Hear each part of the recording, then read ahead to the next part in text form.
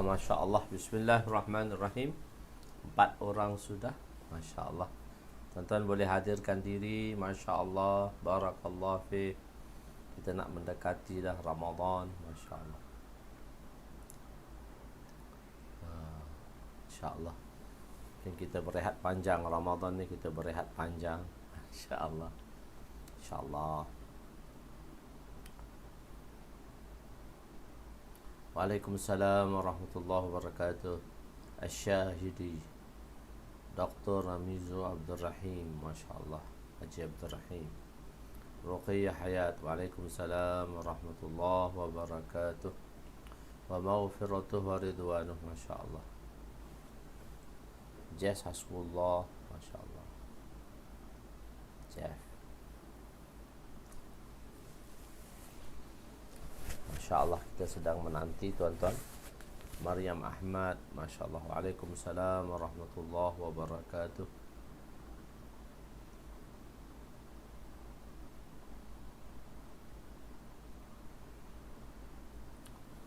Hadirkan diri. Masya Allah. Ihtisabkan. Man sama Ramadana imanan wa ihtisaba, man qama Ramadana imanan wa ihtisaba. Iman dan ihtisab. Iman dan ihtisab. Fairuzan Haurian. Masya Allah. Ahlan. Ahlan. Afiq Shazwan. Waalaikumsalam warahmatullahi. Qadir Imran Qadir. Masya Allah. Waalaikumsalam warahmatullahi wabarakatuh. Malam ni kita berada pada 108 jilid kelima dah kita. Masya Allah. Setahun dah kita. Masya Allah. Sudah hampir setahun saya bertemu dengan tuan-tuan. Masya Allah. Kenzo Miyazawa, Ahmad Nubli, Syahsam. Masya Allah. Syahsam, Ahmad Nubli, Sayyid As-Sofian. Masya Allah. Amanah tuan-tuan boleh usuli balik kawan-kawan yang lama. Ramli Sharif. Aku menulis bukan kerana nama. Lama dah tak ada dia di sini. Aku menulis bukan kerana nama. Datuk Manan. Datuk Manan pun sibuk sekarang. Masya Allah. Dengan markaziatnya. Tak apa. Masya Allah. Datuk Manan baru ni dia kirim kat saya 2 kilo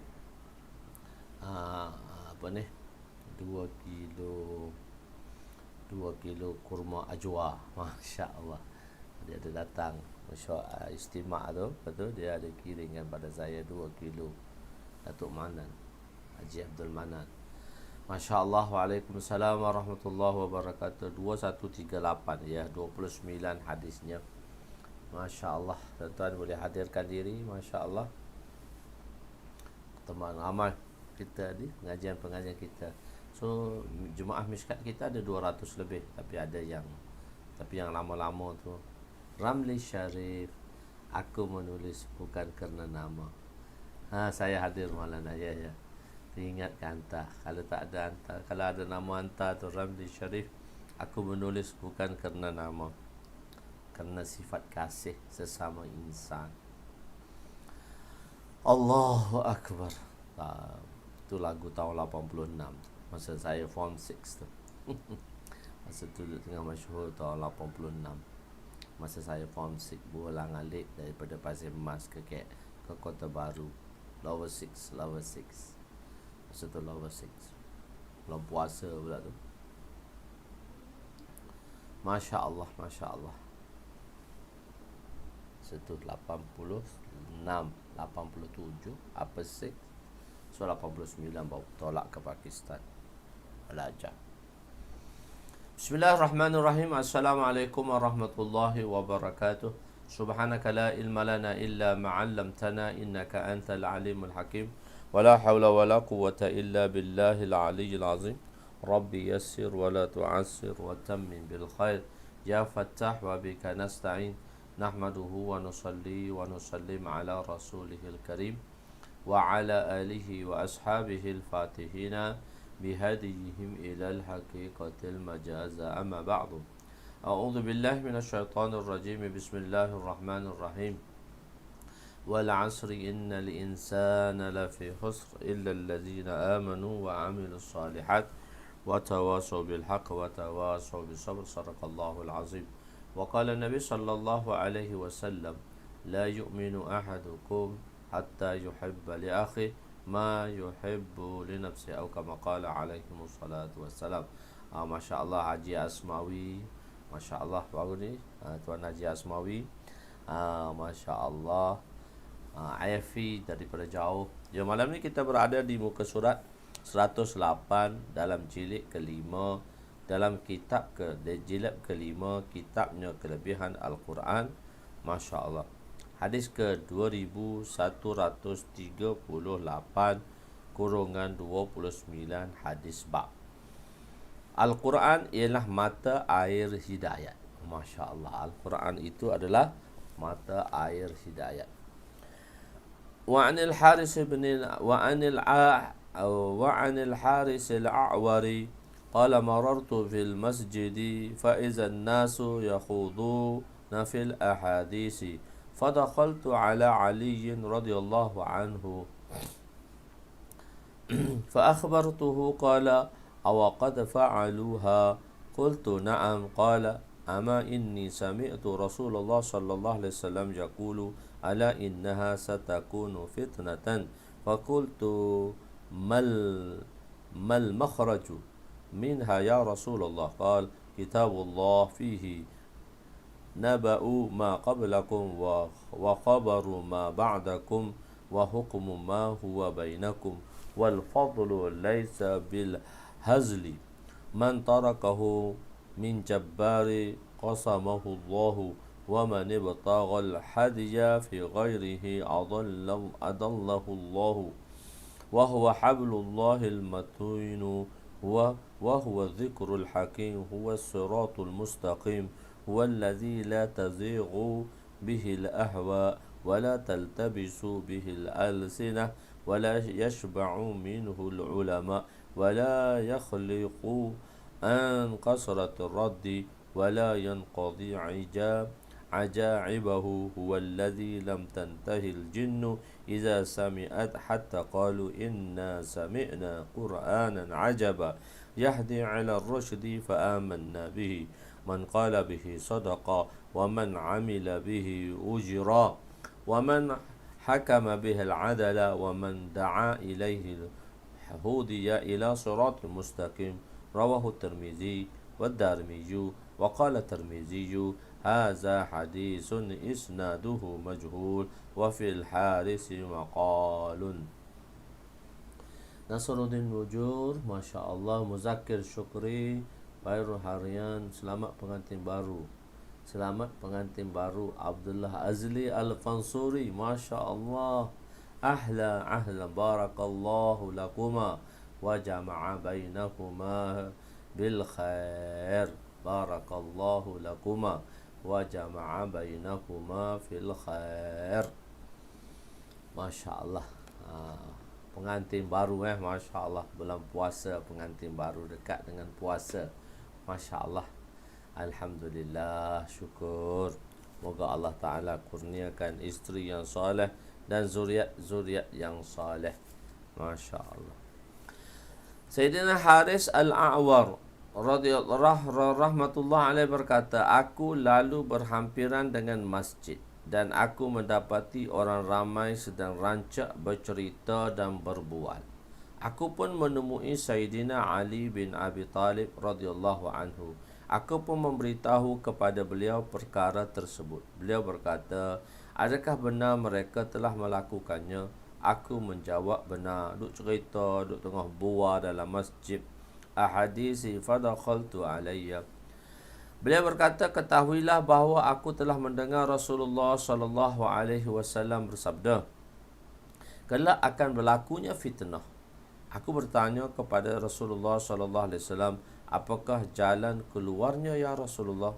Baginda bersabda, kitabullah, di dalamnya terdapat kisah umat sebelum kamu, kisah orang-orang yang datang selepas kamu, dan hukum bagi apa yang berlaku di kalangan kamu. Al-Quran merupakan pemutus dan pembeza antara hak dan batil. Ia bukanlah senda gurau. Barang siapa dalam kalangan orang-orang yang sombong meninggalkannya, maka Allah akan memisahkannya, yakni menghancurkannya atau menjauhkannya daripada rahmatnya. Barang siapa yang mencari petunjuk daripada selain Al-Quran, nescaya Allah akan menyesatkannya. Al-Quran merupakan tali Allah yang sangat kuat. Al-Quran merupakan kitab yang memberi peringatan, lagi mempunyai hikmah serta kukuh. Al-Quran merupakan jalan yang lurus, yang tidak terlalu longgar dan tidak terlalu keras, bahkan berada pada jalan pertengahan. Al-Quran ialah kitab yang apabila hawa mengikutinya, maka ia tidak akan sesat daripada kebenaran. Apabila lidah membacanya, apabila hawa nafsu kita mengikutinya, maka ia tidak akan sesat daripada kebenaran. Nafsu tidak akan dipesongkan oleh kebenaran. Apabila lidah membacanya, maka ia tidak akan keliru. Apabila para ilmuwan merenunginya, maka nescaya dia tidak akan berasa kenyang. Tidak pudar kelazatannya kerana perkara yang diulang di dalamnya tidak habis keajaiban. Makin baca, makin nikmat. Makin baca, makin nikmat. Kecuali orang yang mana dia rasa jemu dengan Al-Quran. Al-Quran yang jin tidak berhenti ketika mendengarnya. Bahkan mereka berkata, berhenti jin terdengar bacaan Quran. Sesungguhnya kami telah mendengar Al-Quran yang sangat ajaib. Dia memberi petunjuk ke arah kebenaran, lalu kami beriman dengannya. Barang siapa yang berkata dengannya, maka dia telah berkata benar. Barang siapa yang beramal dengannya, maka dia telah diberikan ganjaran. Barang siapa yang berhukum dengannya, maka dia berlaku adil. Barang siapa berdakwah kepadanya, maka diberi petunjuk ke jalan yang lurus. Itu sebab tu kita katakan Al-Quran ni ialah mata air hidayah. Semua ni bergantung kepada Al-Quran. Salah satu daripada pegangan kita, salah satu daripada syariat, dan yang amat besarlah syariat, Quran, hadis, ijma' dan qiyas. Allahu Akbar. Penerangan. Man tarakahu min jabbarin qasamahu Allahu. Jabbar ialah orang yang takabur, ingkar kepada Al-Quran. Barang siapa yang mereka yang ingkar dan meninggalkan Al-Quran, tidak beriman dan tidak beramal dengan Al-Quran, zahirnya ialah mereka yang berdebah. Hatinya penuh dengan takabur dan ta'assub. Mereka ini ialah hati-hati orang-orang yang jabbar ni, orang-orang yang takabur. Kan sifat Allah sifat jabbar. Bagi Allah ada dua sifat, dikategorikan dua sifat. Sifat kita panggil dia sifat keperkasaan jalaliyah, dan sifat kamaliyah jamaliyah. Salah satu sifat jabariyah ialah jabbar lah, perkasa. Dan sifat-sifat ini bagi Allah adalah sempurna. Takabur bagi Allah adalah cadarnya, adalah ridaknya. Dan bagi Allah sifat itu sempurna. Tetapi sifat-sifat jabbar ni, sifat-sifat jabariyah ni, ataupun sifat-sifat jalaliyah ni, Allah Ta'ala tak suka kita memilikinya. Dan bagi insan sifat ini adalah tercela. Sifat ini adalah tercela. Satu perbahasan di kalangan ulama, takhallaqu bi akhlaqillah, berakhlaklah dengan sifat-sifat, ataupun berakhlaklah dengan akhlak-akhlak. Takhallaqu bi akhlaqillah, berakhlaklah dengan akhlak Allah, dengan sifat Allah. Bagi Allah kita panggil dia sifat, tapi bagi insan kita panggil dia akhlak. Jadi apabila insan berakhlak dengan sifat-sifat Allah, berakhlak dengan sifat-sifat Allah yang Allah suka, iaitu sifat kamaliyah, maka itulah khalifatullah fil ard. Itu salah satunya khalifah. Itu salah satunya khalifah. Qasamahu, makna asalnya memecahkan sesuatu. Untuk orang-orang yang takabur ini, Allah akan mematahkan tengkuknya. Terjemah yang biasa ialah Allah akan menghancurkan mereka itu. Orang-orang yang engkar terhadap Al-Quran, Allah Ta'ala menjauhkan mereka daripada rahmat yang menyebabkan harta benda mereka akan musnah. Bersalahan dengan orang yang beriman, beramal dengan Al-Quran, Allah akan menghampirkannya kepada rahmat dan meninggikan darjatnya. Al-Quran lah yang akan meninggikan darjat, dan Al-Quran lah yang akan menghina dan menjatuhkan mereka-mereka musuh-musuh Allah. Imam Tibi rahmatullah alaih, pengarang, ustaz kepada pengarang, Imam Tibi rahmatullah alaih berkata, menukilkan bahawa seorang yang meninggalkan beramal dengan satu ayat atau satu kalimah dalam Al-Quran sedangkan beramal dengannya wajib atau tidak membacanya kerana takabur, maka dia kafir. Jika dia meninggalkannya kerana lemah atau malas sedangkan dia masih lagi mengagungkan Al-Quran, maka tiada dosa ke atasnya. Wa man yabtaghil hadiya fi ghairihi adallahu Allahu. Seorang yang mencari petunjuk pada selain Al-Quran. Ada orang dipakai kitab lain selain daripada Al-Quran. Apabila Allah Subhanahu Wa Taala telah turunkan Al-Quran, maka mansuhlah kitab-kitab yang sebelumnya. Inna nahnu nazzikra wa inna lahu lahafizun. Sesungguhnya kami telah menurunkan Al-Quran, kamilah yang akan memeliharanya. Dia satu hukum. Al-Quran ini merupakan ahkam yang di dalamnya terpelihara. Dan apabila turunnya Al-Quran, maka mansuhlah kitab lain. Jadi, jika manusia mencari selain daripada Al-Quran untuk mencari petunjuk, nak cari petunjuk tapi selain daripada Al-Quran, nak cari petunjuk, nak cari kebenaran tapi selain daripada Al-Quran, maka nescaya Allah akan meletakkannya dalam kesesatan. Jadi selain daripada Al-Quran, digunakan kitab-kitab lain, kitab Injil ke, kitab Zabur ke, kitab Taurat ke, so kitab-kitab yang lain nak mencari petunjuk. Sedangkan Al-Quran tu dia ada tafsirnya. Tafsirnya itu hadis Nabi SAW. Jadi mencari selain daripada itu, Allah Ta'ala akan meletakkan dia di atas kesesatan. Dia nak cari petunjuk, tapi sebenarnya seorang tadi berada di atas jalan kesesatan. Mengikut fitrah seorang insan tidak akan cenderung kepada kebatilan.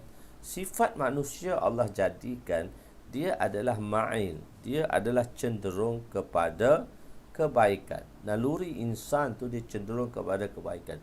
Mungkin disebabkan dosa dan noda, dan dosa itu telah mengatasinya sehingga sifat-sifat yang asal, sifat-sifat fitrah insan tadi telah terluput disebabkan oleh dosa tersebut. Jadi memang keadaan insan tadi cenderung dia tidak cenderung kepada kebatilan. Seorang yang mengikuti petunjuk Al-Quran dan beramal dengan hukum Al-Quran dalam kehidupannya pasti akan mendapat petunjuk. Seorang yang mencari hidayat akan terselamat daripada kesesatan. Allah akan membuka jalan taufik kepadanya dan dia akan sentiasa berada di atas landasan hidayat dan taufik. Maksudnya kan salah satu doa daripada musannif iaitu supaya Allah Subhanahu Wa Taala memberi taufik dan luruskan dia di atas jalan yang lurus. Satu pertama Allah Ta'ala bagi taufik dan supaya Allah letak di atas jalan yang lurus. 6 doa yang didoakan oleh musannif. Dan bihi wa huwa alladhi la tadhi'u bihi al-ahwa. Bihi memberi makna biittiba'ihi.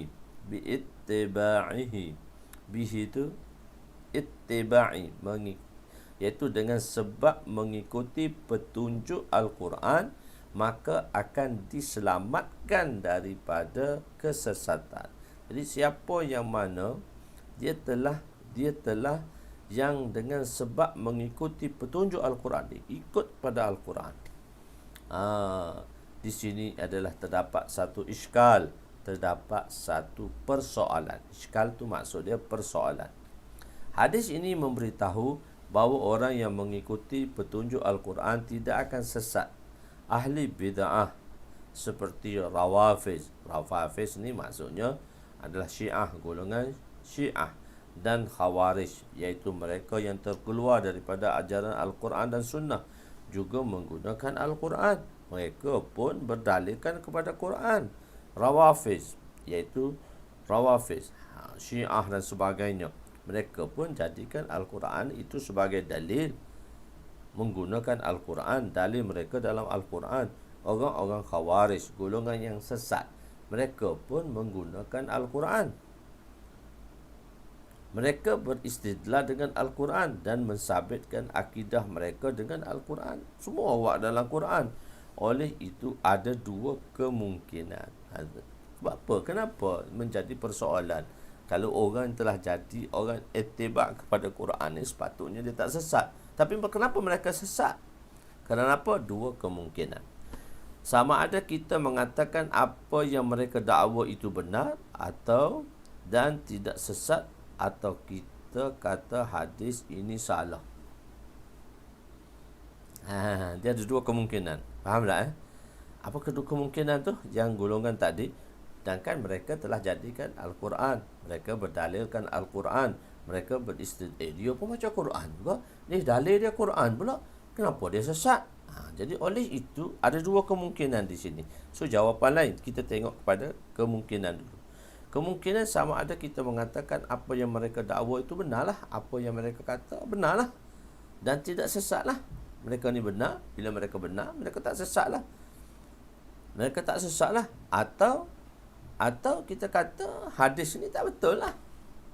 Mana boleh wa'yazubillah hadis tak betul pula. Jadi jawapannya ialah kita memilih menolak kedua-duanya sekali. Kedua kemungkinan tu kita tolak. Kita bukan memilih salah satu daripada dua kemungkinan. Atau kan dia kata, iaitu kita mendakwa yang mereka dakwa tu benar lah, jadi makna mereka tak sesat. Atau kita kata hadis ni salah. Dua-dua kita tak pakai. Jawapannya ialah kita memilih untuk menolak kedua-duanya, iaitu kita mendakwa mereka sesat dan kita mengatakan hadis ini betul. Jadi dia kata dua kemungkinan, tapi kita dakwakan mereka ni sesat lah. Mereka kata mereka tak sesat, tak, kita kata mereka ni sesat. Kita mendakwa mereka ni sesat dan tak betul. Mereka ni tak betul dan mereka ni sesat. Mendakwa benar maknanya tak betul. Tidak sesat maknanya sesat. Dan mereka kata hadis ni salah, kita kata hadis ni betul. Dipanggil jami'atul khuluq, jami'atul mani'atul khuluq, mani'atul jama'. Mani'atul jama', satu benda yang mana satu hakikat dan majaz, satu dia tengok dari sudut makna hakikat. Hakikat ni dia boleh ihtimal dari sudut kedua-dua. Kizib pun boleh, sidq pun boleh. Kita tengok dari sudut kizib pun boleh, kita tengok dari sudut bohong pun boleh, dan kita boleh tengok juga dari sudut benar pun boleh. Tetapi kalau mani'atul khuluq, kalau mani'atul jama', kita tengok dari sudut sidq. Kalau mani'atul khuluq, kita tengok dari sudut kizib. Apa pula tu? Ilmu logik ni, benda-benda logik ni. Kita panggil qadhiyah munfasilah mani'atul khuluq, qadhiyah munfasilah, mani'atul jama', qadhiyah munfasilah hakikiyah. Qadhiyah munfasilah hakikiyah tu imma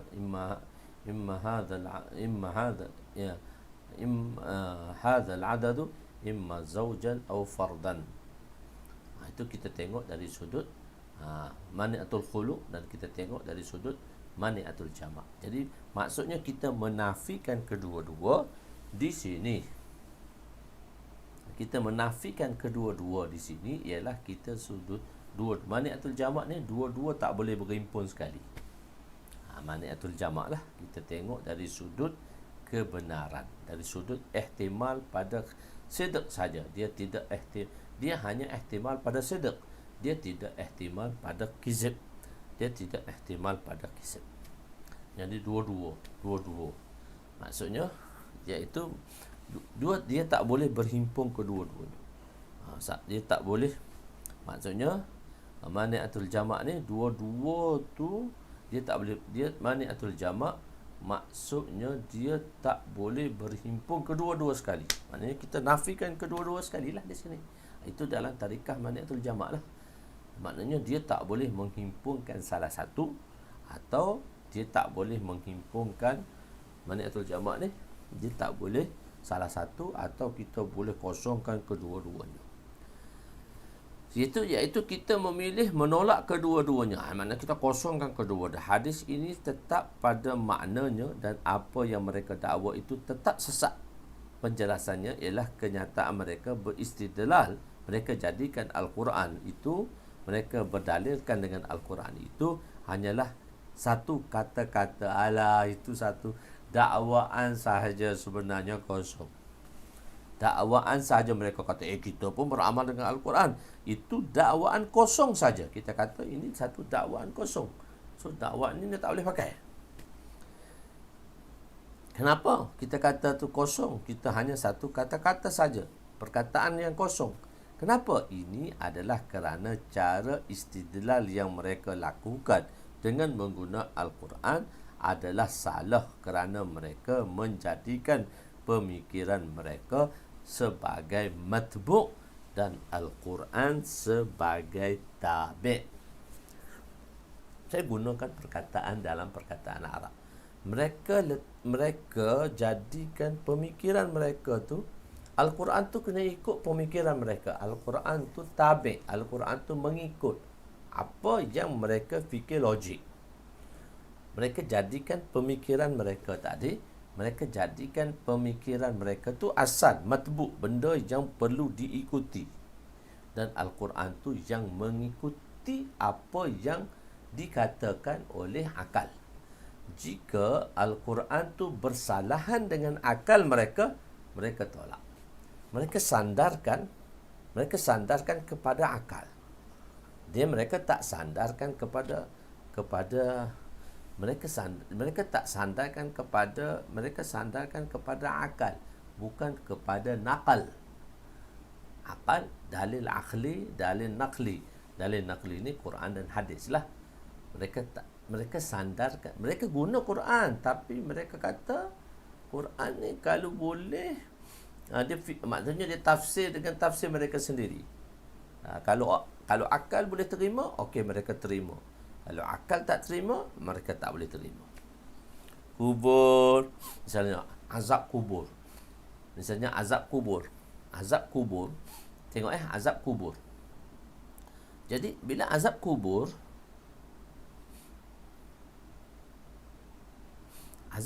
ni ialah azab kubur, mereka kata tak boleh fikir dengan akal. Akal tak boleh terima. So mereka menafikan azab kubur. Mereka menafikan azab kubur. Tengok mereka menjadikan Al-Quran, akal pemikiran mereka tu sebagai matbu', sebagai asal. Al-Quran tu sebagai tabi', ikut saja. Mula-mula mereka letak khayalat, mereka akan letak pemikiran mereka dan pendapat mereka. Mereka imajinasi. Khayalat ni mereka imajinasikan. Jadi kata mereka sandarkan. So mereka nak betulkan. Misalnya tengok contoh kan, Madudi, contoh dia Madudi. Dia orang yang bijak, hebat, dan orang mengatakan beliau adalah mujtahid. Sedangkan mereka, bagi kita, masa kita belajar, sebab Madudi dia daripada Pakistan. So kita dan orang-orang mengagungkan beliau. Dia mengatakan dia adalah mujtahid, ulama mujtahid, pemikiran yang bagus. Sedangkan dia fitnah Madudi. Mereka ni adalah fitnah Madudi. Madudi ni sesat, kita kata.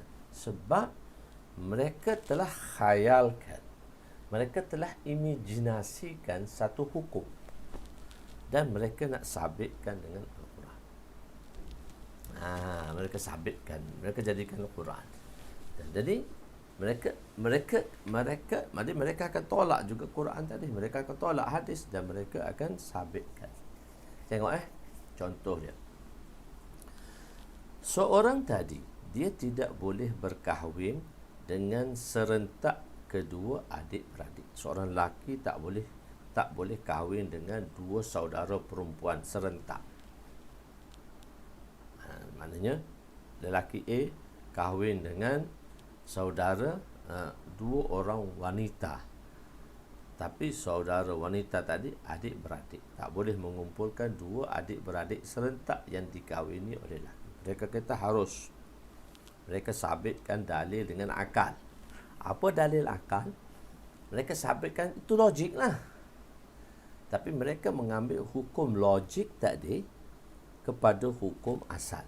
Mereka meletakkan hukum logik tadi kepada hukum asal. Dan hukum logik itu pun tak pernah wujud lagi. Itu kita panggil dia khayalat. Satu khayalat. Saya nak cerita tentang khayalat ni. Satu pemikiran, satu khayalat. Dipanggil, kalau kita kalau dalam bahasa mantik dipanggil farada. Kita mengimajinasikan satu benda. Memang secara logiknya memang betul, tapi kita tidak memakai hukum logik di situ. Cuma kita nak jadikan akal ini sebagai akal. Kita nak mantapkan akal kita je. Kita nak gilap akal kita supaya memahami hukum. Bukannya hukum itu mengikut akal. Sebab itu kita ada dua kan, dalil akli, dalil naqli. Dalil naqli ni Quran hadis lah, ijma' dan sebagainya lah. Jadi dalil naqli ini dalil akli untuk menguatkan dalil naqli sebagaimana yang telah dinakalkan dalam Quran dan hadis. Akal ni nak kuatkan dia. Bukannya naqli ni kena ikut akal. Jadi mereka menjadikan naqli tadi mengikut akli. Mereka naqli tadi mengikut akli. So mereka ada satu khayalat. Mereka khayalat. Secontohnya lah. Tuan-tuan pernah tengok tak? Naga. Tak pernah kan kita tengok naga. So naga ni dia digambarkan satu binatang yang boleh terbang, ada sayap dan api. Kalau di Malaysia kita imajinasikan satu macam ular. Kalau Cina dia naga tu diimajinasikan naga tu satu ular. Tapi kalau Mak Saleh dia ada kaki lagi. Naga tu ada kaki, boleh terbang dan keluarkan api. Itu naga. So ada wujud tak naga ni? Tak wujud pun. Geroda wujud tak? Tak wujud pun. Unaqaq tak wujud pun. Tapi mereka khayalkan. Satu khayalat yang mana mereka telah wujudkan. Mereka telah mewujudkannya. Walaupun itu satu khayalan. Itu satu khayalat. Itu satu imajinasi. Tapi mereka telah wujudkan perkara tersebut. Dan real life kita tengok cerita naga, dragon. No. Mana ada dragonnya? Tak pernah tengok lagi dragonnya. Tapi mereka telah, benda yang khayal itu, benda yang imajinasi itu, mereka telah realkan. Jadi sekarang, itu satu gambaran cerita. Sekarang, mereka realkan khayalat mereka meninggalkan Quran dan hadis. Mereka tinggalkan Quran dan hadis. Khair. Contoh dia. Jadi, mereka, Madudi ni dikeluarkan satu hukum. Dulu kita mungkin dah cerita dah bab ni. Cuma saya tak masuk dalam khayalat dan sebagainya. Saya kata dalil mereka tadi. Mungkin saya dah pernah cerita tentang Madudi ni. Jadi, dia kata, okey, kalau satu orang yang kembar siam ni, dua orang yang bercantum. Mungkin di kepala, di tangan, di badan, di kaki. So kita panggil kembar siam. So mereka ni, Madudi ni dia telah imajinasikan satu kembar siam yang mana mereka ini bercantum di tulang rusuk. Bukan tulang rusuk, tulang tengah tu, tulang paksi tu. Tulang rusuk ada dua, lelaki, wanita, yang mana dia bercantum pada tulang paksi. Satu tulang tegak tu, tulang setengah, tulang spinner tu, dan dia ada dua tulang rusuk. Dia maknanya dia berjalan begitu. Jadi bila besar, bila kena kahwin, mestilah takkanlah kahwin hanya satu orang saja, mesti kahwin dua. Maka di situ mereka mengatakan harus untuk kahwin. Kita gunakan hukum tu istisna. Dia mereka menggunakan hukum harus di situ untuk kahwin serentak dengan dua wanita yang kembar siam, yang mana yang bercantum di tulang paksinya. Kalau operation mesti mati seorang. So kena kahwin dua-dua. Jadi mereka haruskan di situ, dan mereka sabitkan bahawa Madudi sabitkan bahawa boleh berkahwin dengan wanita adik-beradik serentak. So mereka khayalkan. Mula-mula mereka letakkan satu khayalan. Sebenarnya tulis pendek je, tapi nak terangkan khayalat tadi. So kena faham mantik di situ.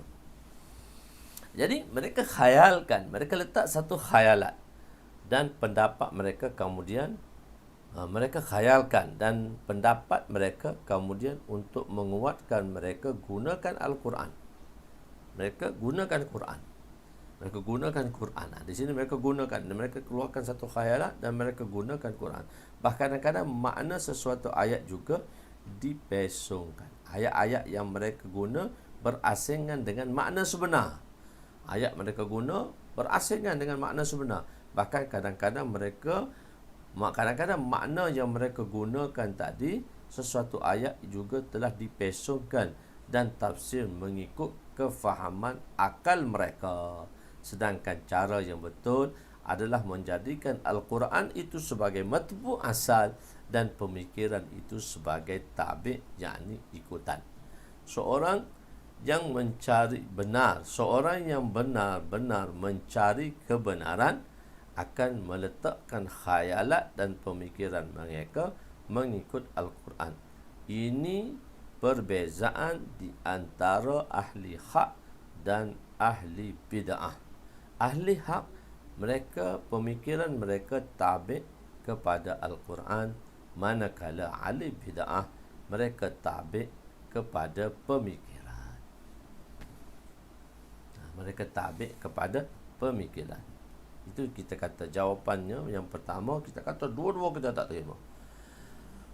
Okey, jawapan kedua, dalil mereka pakai tidak sempurna. Kedua, kita kata dalil mereka tu tak sempurna. Jadi satu benda yang tak sempurna mana boleh dijadikan dalil. Jadi mereka hanya memakai Al-Quran semata-mata untuk menyokong pemikiran mereka. Sedangkan untuk memahami Al-Quran dengan betul, kita sangat perlu kepada hadis dan ilmu-ilmu yang lain perlu dipelajari. Hadis, kata-kata sahabat dan pendapat tabi'i yang muhakkikin tu maksudnya bukan yang hak, tabi'i yang hak, tabi'i yang muhakkik, yang mendetail, mencari, mengkaji sesuatu, dapat menjelaskan makna Al-Quran. Muhakkikin ni orang yang dia buat kajian lah. Sekarang kita panggil orang yang buat kajian lah. Muhakkikin ni orang letak kajian. Hazrat Junaid Baghdadi rahmatullah alaih berkata, seorang yang tidak menghafal Al-Quran dan tidak belajar hadis, seorang yang tidak menghafal Al-Quran dan tidak belajar hadis tidak boleh diikuti.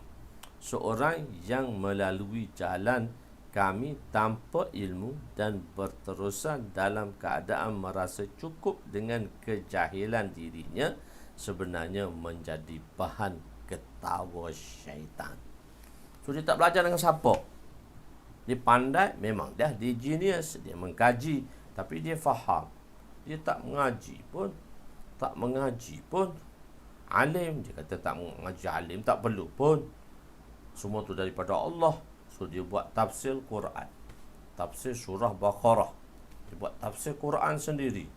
Sedangkan dia doktor, dia tak mengaji agama pun, Fatihah pun tak betul. Hadis pun tak tahu ke mana, baca hadis pun tak betul. So tapi boleh tulis tafsir Quran, tulis tafsir Quran surah Baqarah. So dia faham macam mana Quran tu. Dal mudal, dal mudal, sesat dan menyesatkan, sesat dan menyesatkan. Tak boleh. Mana boleh dia faham? Dia kata, oh tak perlu kepada alim nak tafsir Quran. Cakap pun macam budak kecil. Begitu. Jadi mereka tu salah lah. Mereka. Jadi Syekh Junaid Baghdadi kata, satu orang tu Quran pun tak belajar, tak hafal pun, hadis pun tak belajar. Tiba-tiba dia jadi tafsir, dia mufassirin. Seorang yang melalui jalan kami, jalan kita lah. Maksudnya nak ikut jalan ulama-ulama, tapi tanpa ilmu dan berterusan dalam keadaan merasa cukup dengan kepandaiannya, kejahilan dirinya. Cukup, dia kata, dah cukup. Maksudnya dia jahil lah tu, kita panggil jahil murakab lah, tak tahu apa. Tahu ilmu kedoktoran saja. Tahu genius lah, bijak lah dalam ilmu-ilmu keduniaan. Tapi belajar agama pun tak. Bolehlah cakap agama, pandailah cakap agama, mengikut otak. Cakap tu pun mengikut otak dan logik saja. Tapi ada orang terpengaruh lah. Sebab Nabi kata, apa dia? Kalamun sihrun. Kadang-kadang kata-kata itu merupakan satu sihir. Orang boleh terpengaruh, dia pandai mengaruhi orang lain. Tak dengan situ dia pun. Begitu. Jadi, seorang yang melalui jalan kami tanpa ilmu dan berterusan dalam keadaan merasa cukup dengan kejahilan dirinya, sebenarnya menjadi bahan ketawa syaitan. Syaitan suka je dengan dia. Dia bahan ketawa syaitan saja. Kerana ilmu kami sentiasa terikat dengan Al-Quran dan Sunnah. Ilmu kita ni terikat dengan Al-Quran dan Sunnah. Atau bihi, huruf ba, padanya memberi makna ta'addi. Ta'addi pula. Tadi ba memberi makna ilsaqiyah. Ba ni sahaja ada 18 makna. Ba ilsaqiyah, ba ta'diyah, ba zaedah, ba isti'nafiyah, ba sahaja pun ada 11 makna. Qatabtu bil kalami. Ba ilsaqiyah memberi makna terjemuh dia dengan. Ba sebabiyah terjemuhnya kerana. Ba isti'anah terjemuhnya memberi pertolongan. Ba ta'diyah, ba itu menukarkan perkataan lazim kepada makna muta'addi. Maksudnya perkataan lazim yang tak perlu kepada perkataan subjek dan predikat. Subjek dia hanya perlukan fa'il sahaja, tetapi untuk membawa kepada maf'ul, maka dia perlu jadi ba. Bisa contohnya, Ja'a Zaidun. Zaid telah datang. Itu dipanggil Ja'a Zaidun. Ja'a tu fi'il lazim. Ja'a Zaidun. Tak perlu lagi dah Zaid datang. Zaid datang apa, berkenderaan. Tak payah Zaid datang. Tahulah secara umum. Ja'a Zaidun. Zaid telah datang. Tapi Ji'tu. Ja'a Zaidun bil ma. Ja'a Zaidun bil ma. Zaid datang dengan air. Boleh? Nampak betul lah Zaid datang dengan air. Ba itu bukan ba ilsaqiyah, tapi ba itu ba ta'diyah. Maka datang ditukar daripada makna datang kepada makna bawa. Zaid membawa air, bukan Zaid datang dengan air. I go to school by bus. I go to school by bus. Saya pergi ke sekolah dengan bas. I go to school by walk. I go to school by walk. Saya pergi ke sekolah dengan berjalan kaki. Betul? Salah. I walk to school. Not I go to school by walk. I walk to school. So, Inggeris pun dia ada grammar dia. So, Arab dia ada satu grammar dia. Bas sahaja memberi 18 makna. Berapa? 18 makna. Kalau kita belajar Nahu dalam Syarah Ma'ta'amil, ba ada 11 makna. Kalau kita belajar di dalam Jam'u Jawami', kita usul fiqh, ba di situ memberi 18 makna. Jadi ba di sini memberi makna ta'addi, yakni orang yang sesat tidak mampu untuk mengubah makna Al-Quran. Mereka tidak mampu menemui kelemahan Al-Quran. So orang sesat dia tak boleh nak ubah Quran. Dia tak mampu. Dia tak mampu pun. Ta'addi. Ba. Jadi huwallazi la tazighu bihil ahwa. Dan orang yang sesat tadi bihi tak mampu untuk mengubah Al-Quran. Mereka tak mampu menemui manakah kelemahan Al-Quran. Wala taltabisu bihil alsinatah. Al-Quran bersandarkan kepada lafaz adalah fusaha dan balaghah. Fusha Al-Quran ni lafaz dia fusha dan balaghah. Dia fusha dan balaghah. Fusha dan balaghah. Al-Quran ni adalah fusha dan balaghah. Maknanya fusha ni fasih. Al-Quran ni fasih dan balaghah. Balaghah ni makna balaghah ni makna dia ekstrim, makna dia banyak. Jadi orang yang fasih, fusha ni fasih dan baligh, yang pandai, yang fasih dan baligh, yang mahir dalam bahasa Arab tidak dapat menandingi kefasihan balaghah Al-Quran. Walaupun dia hebat dari segi bahasanya, dari segi sastrawannya. Sebab itu orang-orang Arab oleh kerana dia hebat dengan syair-syairnya, sebab itulah Allah Ta'ala telah turunkan Al-Quran sebagai mukjizat kepada mukjizat. Al-Quran ni satu mukjizat sebab dia fasih dan baligh, fusaha dan balaghah. Yang mana bila orang syair tengok, penyair tengok, wow, hebatnya kata-kata. Jadi kita tak faham. Jadi orang Arab ni dia mahir dengan syair. Sebab itu Allah jadikan Nabi sebagai ummi. Nabi tak pandai. Kalaulah Nabi ni satu orang penyair, maka apabila Nabi memberitahu Al-Quran, maka orang akan mengatakan Quran itu daripada perkataan Muhammad. Sedangkan Quran bukan daripada Nabi.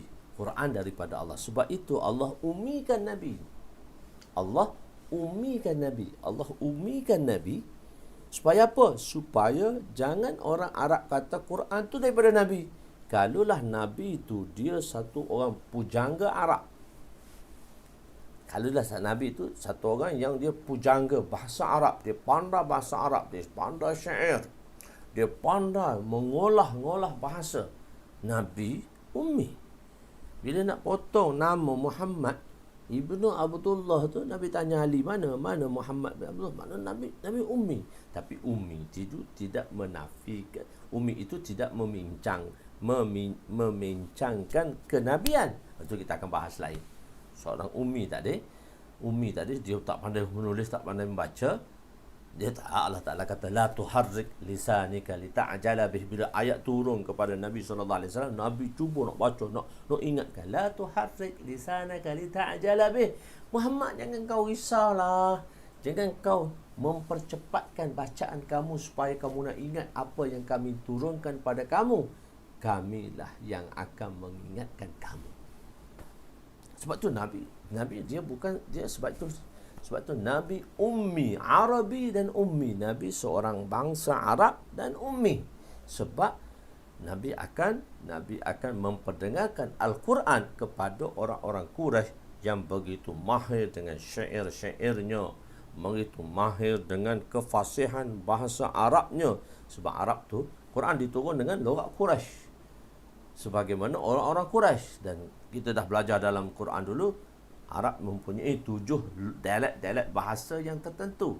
Quraisy, Khuzai, Tamim, Saqif, Yaman. Itu ada 6. Hawazin, ada 7 semua.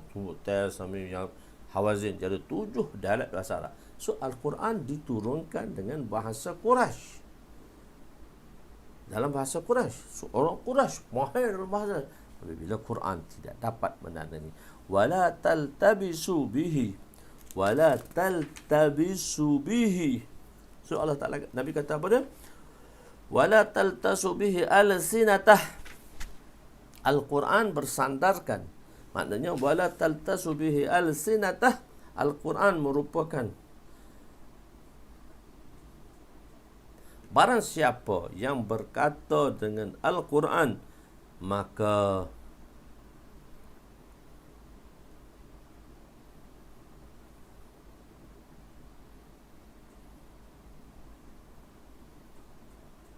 wala tazinul ahwa. Begitu. Wala taltasibihu. Jadi atau maksudnya ialah membaca Al-Quran tidak susah bagi orang beriman walaupun dia bukan berbangsa Arab. Tapi jangan risau, walaupun orang Melayu baca Quran boleh nombor 1.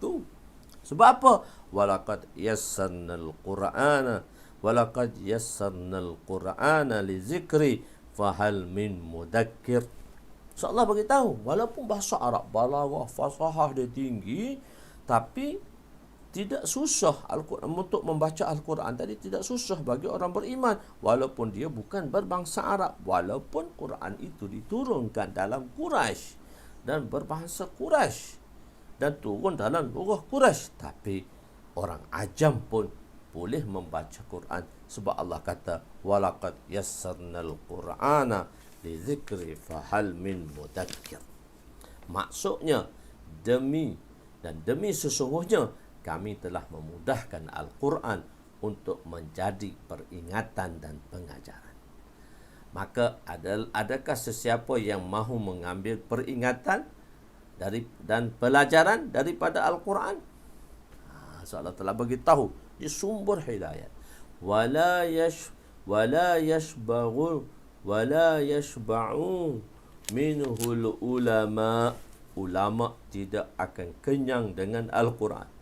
Ilmu Al-Quran begitu luas, ia tidak akan dapat difahami secara keseluruhan walaupun ilmu seorang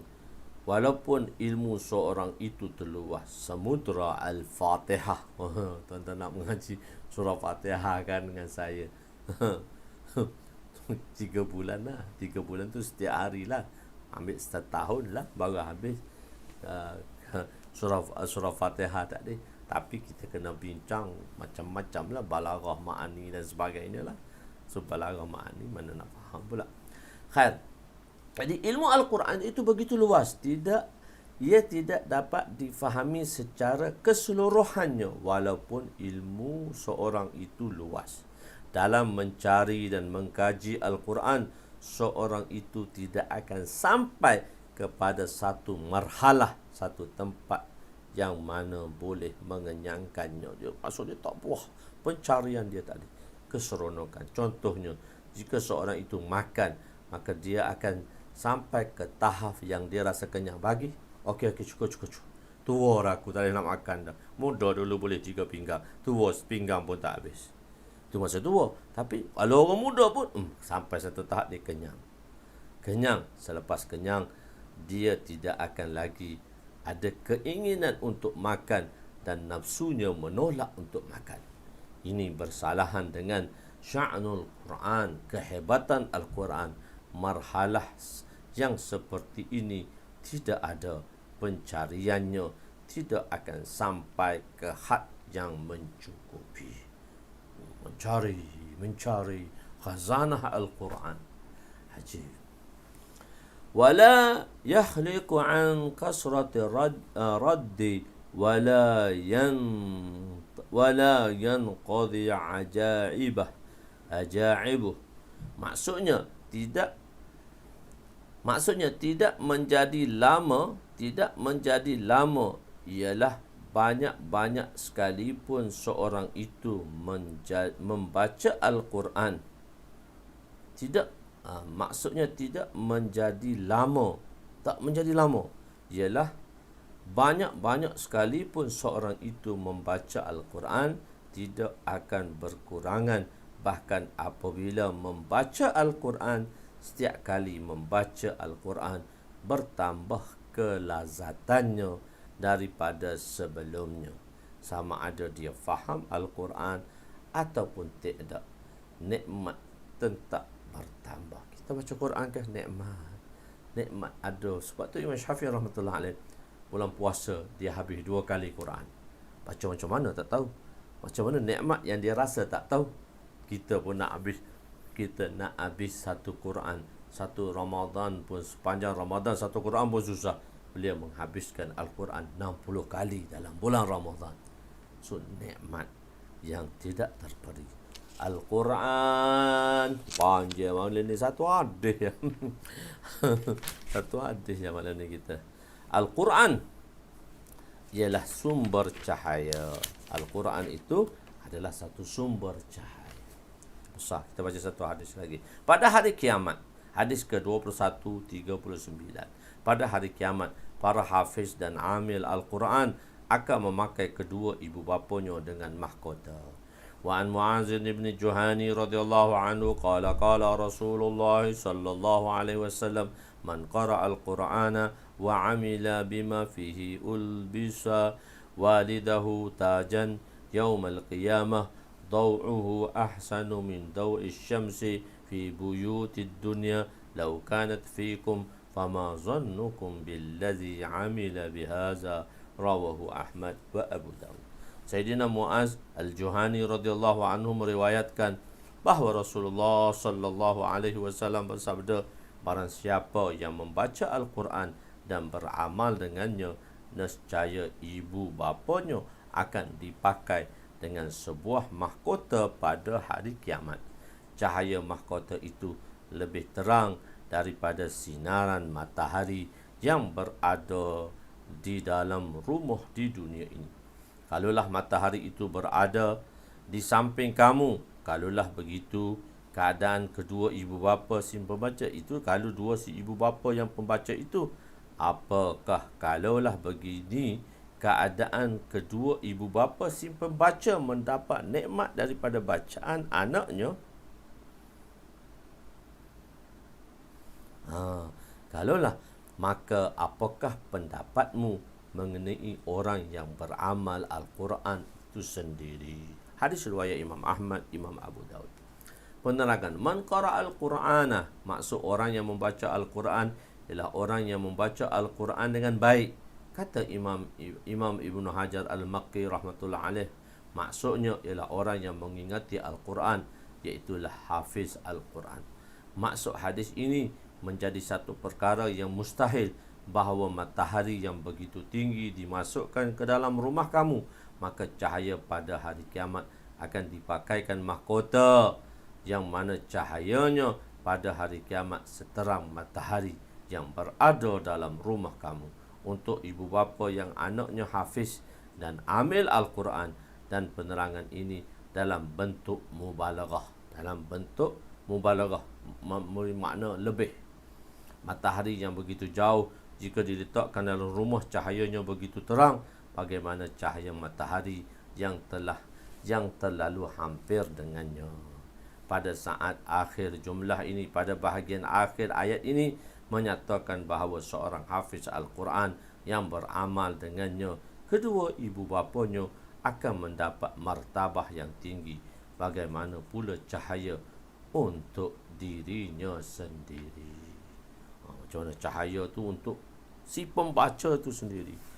Allahu Akbar. Semoga Allah SWT jadikan anak-anak kita semua hafiz-hafiz Al-Quran dan beramal dengan Al-Quran. Siapa ada anak-anak tu, ada anak-anak dah besar dah tak boleh, maka ni adalah cucu-cucu pula. Begitu. Siapa? Tapi kalau yang muda-muda bawa anak kecil-kecil, jadikanlah dia hafiz Al-Quran dan jadikanlah dia sebagai alim Al-Quran dan hadis. Kena ada seorang dua. Kena ada seorang dua daripada keluarga tuan-tuan. Keluarga kita semua hafiz dan alim. Inilah yang nak jaga kita, nak tumpang dengan dia di hari kiamat nanti. Anak-anak kita hak baik. Jangan tuan risau anak-anak kita yang belajar agama susah nanti nak hidup. Allah tak akan sia-siakan kehidupan mereka dan Allah SWT akan jaga mereka semua, insya-Allah. Zannu ini kita sikit belajar balaghah. Kalau kita belajar balaghah kan, dalam balaghah tu dia ada ilmu badi', dia ada ilmu ma'ani, dia ada ilmu badi', ilmu ma'ani. Ilmu ma'ani lagi susah, ilmu badi' lagi susah. Dan ilmu badi', ilmu kecantikan bahasa. Ilmu ma'ani itu lagi susah. Badi', ma'ani dan sebagainya. Balaghah, masya-Allah, itu tuan-tuan ni benar. Kita belajar satu kitab tu Mukhtasar Ma'ani. Itu kita sesat dalam tu je. Nak faham satu-satu makna, nak faham satu-satu tasbih, nak faham satu-satu syair yang dikeluarkan. Wallahu a'lam. Balaghah ma'ani. Wallahu a'lam. Jadi semoga Allah SWT, insya-Allah kita bertemu pula pada malam Jumaat nanti, insya-Allah. Jadikanlah anak-anak kita seorang tu. Ada lagi anak-anak kecil tu, jadikanlah. Yang maksudnya bukan sekadar hafiz saja, taklah. Hafiz, lepas tu hafiz ambil alim, lepas tu sambung lagi belajar sebanyak-banyak mana boleh belajar, setinggi mana boleh belajar. Kurang-kurangnya bukan setakat orang panggil ustaz je, tak. Jadi ustaz yang mana? Ustaz yang mampu menguasainya. Itu qadarallahu masya-Allah lah. Kecuali orang yang mana Allah pilih daripada keluarga kita je. Bukan bagi hafiz jadi ustaz je. Ustaz, lepas tu tak apa, ustaz, lepas tu jadi engineer, lepas tu ustaz, lepas tu jadi doktor. Tak, ustaz pure. Ustaz mendalam, lepas tu dia doktor, tak apa, dia buat PhD dalam bahagian agama, spesialis dan sebagainya. Tapi ibu bapa mesti mujahadah lah. Bersusah payah juga, insya-Allah, untuk dapatkan. Kurang-kurang kita ada keturunan yang sedemikian. Wallahu a'lam. Qul qawli hadza, astaghfirullahal azim li wa li walidayya wa li jami'il muslimin wal muslimat wa lil mu'minina wal mu'minat al ahya'i minhum amwat bi rahmatika ya arhamar rahimin. Ya awwalal awwalin wa ya akhiral akhirin wa ya zal quwwatil matin wa ya rahimal masakin wa ya arhamar rahimin. Allahumma ighfir lana dhunubana wa wasi' lana khalaqana وتجب لنا كسبنا وكنعنا بما رزقتنا ولا تذهب طلبنا إلى شيء صرفته عنا وصلى الله على سيدنا محمد وعلى آله وصحبه أجمعين والحمد لله رب العالمين. تقبل الله منا ومنكم يا كريم.